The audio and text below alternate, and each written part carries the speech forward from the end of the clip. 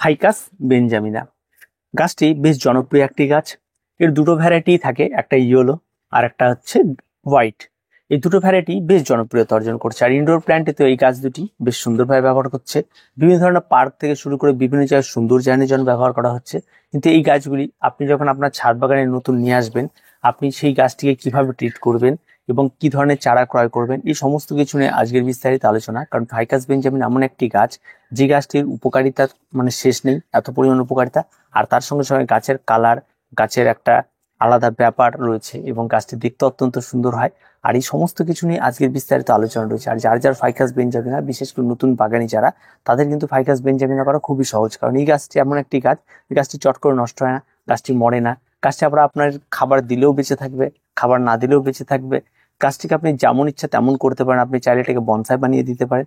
আপনার পছন্দের একটি গাছ, আপনি যেভাবে চাবেন সেভাবে এই গাছে ট্রিট করতে পারবেন।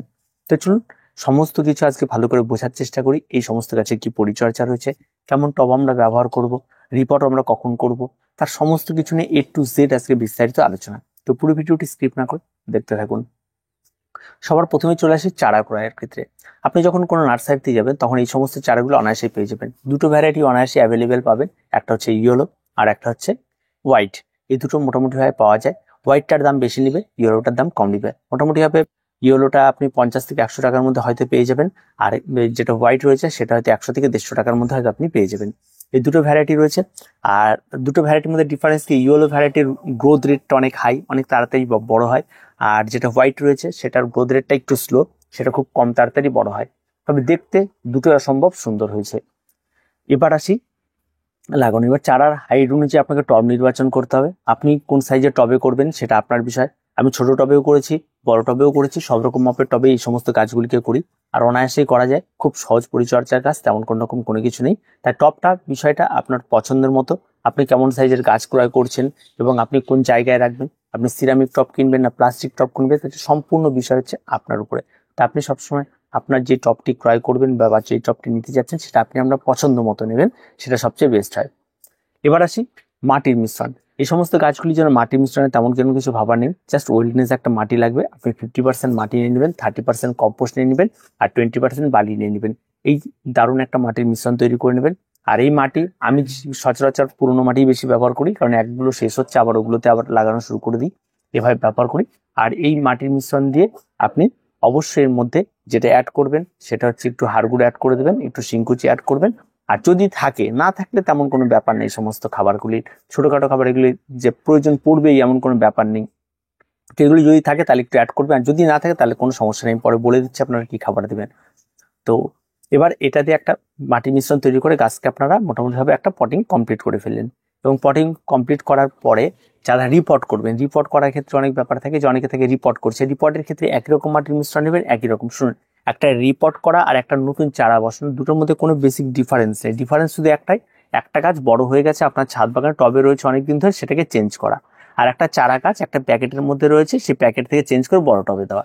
দুটো একই জিনিস, একই রকম ব্যাপার। একটা নতুন চারা গাছ আপনি পটে বসানো, যা একটা গাছকে পুরোনো টব থেকে নতুন টবে নিয়ে রিপোর্ট করা, এই একই ব্যাপার। এর মধ্যে কোনো আলাদা কোনো কিছু নেই যে আমাকে গাছকে এই করতে হবে সেগুলো, তেমন কোনো কিছু নেই, একই রকম ব্যাপার। দুটো একই রকম ভাবেই করতে হয়। এবার এই বিষয়টা তো গেল। এবার আসি গাছের পরিচর্যা।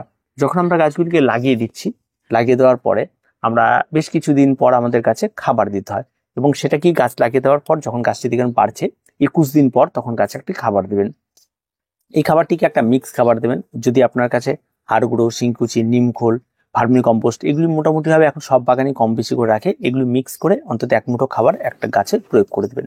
এই গাছটিতে খাবার কম বা বেশি, ভার্মি কম্পোস্ট বা জৈব খাবার কম বা বেশিতে তেমন কোনো রকম কোনো এফেক্ট পড়বে না।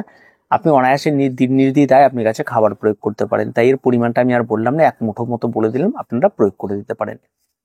আর যে বিষয়টা মূল রয়েছে সেটা হচ্ছে, যেই টবটিতে আপনার গাছ দীর্ঘদিন ধরে হচ্ছে, হয়তো বড় টব, তার গাছগুলি বাড়ছে না, সে সমস্ত গাছে কিন্তু আপনার এই একই রকম মিক্স খাবার কিন্তু আপনারা গাছে বারবার করে প্রোভাইড করবেন। আর এটা খাবারটি আপনারা প্রয়োগ করবেন প্রতি মাসে একবার করে, খাবার কিন্তু আপনাদের দিতে হবে। আর যত আপনি ভালো খাবার দেবেন সেটা হবে। এবার যদি আপনি এই সমস্ত খাবার, হাড়গোড়, শিংকুচি না থাকে, তাহলে আপনি নর্মাল বাড়িতে থাকা সবজি পচা জল আপনি ব্যবহার করতে পারেন। বিভিন্ন ধরনের আপনি হয়তো কাঠ কয়লা গুঁড়ো রয়েছে বা কলার খোসা রয়েছে, ঠিক আছে, যে কোনো কিছু রয়েছে, সেই সমস্ত কিছু আপনি গাছে প্রোভাইড করতে পারেন। এতেও কিন্তু বেশ ভালো উপকার হতে পারে। তাই খাবার বা সার নেই তেমন কোনো কিছু ভাবার নেই। আপনার আশেপাশে যেটা থাকবে সেটা আপনি প্রয়োগ, খোল জল যদি থাকে পাতলা করে সেটা আপনি প্রয়োগ করতে পারবেন। কোনো রকম কোনো অসুবিধা কিন্তু হবে না। আবারও বলছি, এই সমস্ত গাছগুলিতে এই ব্যাপারগুলিতে পরিচর্যা এটুকুই লাগবে। এবার আসি সানলাইট। এটা একটা ভীষণ ইনডোর প্ল্যান্ট হিসেবে এটা সানলাইট। তো সানলাইট বলতে এদেরকে ফুল সূর্যালোক এরা পছন্দ করে। আপনি যদি কম সূর্যালোকেও রাখে তবুও থাকবে, কিন্তু গাছের গ্রোথ রেটটা একটু কমে যাবে। আর ফুল সূর্যালোকে রাখলে এদের খেলে খুব ভালো এবং এদের ফুল গাছের গ্রোথটা খুব ভালো হয়। তবে যেটা আপনার ইয়েলো ভ্যারাইটি রয়েছে সেটার গ্রোথ রেট অনেক হাই, আর যেটা মোটামুটি ভাবে ইয়ে ভ্যারাইটি রয়েছে মানে হোয়াইট ভ্যারাইটি রয়েছে সেটার গ্রোথ রেটটা একটু কম। তো আমি এখানটা হোয়াইট ভ্যারাইটি যেগুলো রয়েছে সেগুলি আপনাদের একটু বেশি দেখলাম। আর মূলত যে সমস্ত ভ্যারাইটিগুলি ইয়েলো সেগুলি আমি বেশিরভাগই বনসাই করে দিয়েছি, এগুলি কাটাই ছাটাই হয়ে গেছে তাই একটু কম দেখা যাচ্ছে। তবে আপনারা দেখতে পাবেন পরবর্তীতে যখন এদের সমস্ত নতুন পাতা বেরোবে তখন কত সুন্দর লাগে দেখতে, সেটা অবশ্যই আপনাদের দেখাবো। তো হোয়াইটটারই আমি বেশিরভাগ দেখালাম। তো এই যে ব্যাপারগুলো থাকে এই ব্যাপারগুলো কিন্তু আপনারা নিজেরাই করতে পারবেন, আর তেমন পরিচর্যা। এবার আসি রোগ পোকামাকড়। কোনো রোগ পোকামাকড় নেই দুটো একটা গাছেরও, না ফাঙ্গালের আক্রমণ ঘটে না আপনার পেস্টের আক্রমণ ঘটে, কোনো কিছু নেই একদম। তাই এই দুটো দিক দিয়ে একদম ইজি, খরচা একদম নাই, একদম নর্মালি আপনি গাছ করতে পারবেন। আর জল, বর্ষাকালে এই সমস্ত গাছের গোড়ায় যাতে জল না জমে সেই বিষয়টা একটু খেয়াল রাখবেন। আর যদি জমেও যায় তাতে কোনো রকম কোনো অসুবিধা নেই, কারণ বর্ষাকাল সবচেয়ে বেস্ট এই সমস্ত গাছেরগুলি কাল। বর্ষাকালে এরা ভীষণ রকম ভাবে এনজয় করে। বর্ষাকালে বর্ষার জল আপনি অনায়াসেই খাওয়াতে পারেন যদি ওয়েলডেনিস মাটি থাকে। একদম জলের মধ্যে খোলা আকাশের নিচে ফেলে রাখুন, গাছের গ্রোথ আরো সুন্দর হবে এবং আরো সুন্দরভাবে বেড়ে উঠবে। তো খুব এই বর্ষাকালের এর মানে গ্রোথ রেটটা খুব সুন্দর হয়ে থাকে, তাই বর্ষাকালে নিয়ে চিন্তার কোনো ব্যাপার নেই যে সেটিতে রাখবো না কি। আর সূর্যালোকটা আপনি যেমন খাওয়াবেন তেমন গ্রোথ রেটটা হবে। আর জল নিজে থেকে যখন প্রয়োগ করুন প্রতিদিন জল প্রয়োগ করুন অল্প অল্প করে, শুকিয়ে গেলে আবার দিন। একবার গাছের গোড়ায় জল প্রয়োগ করবেন না, গাছের গোড়ায় একবার বেশি শুকিয়ে গেলে কিন্তু গাছের পাতা ঝরে যাওয়ার একটা ব্যাপার থাকে।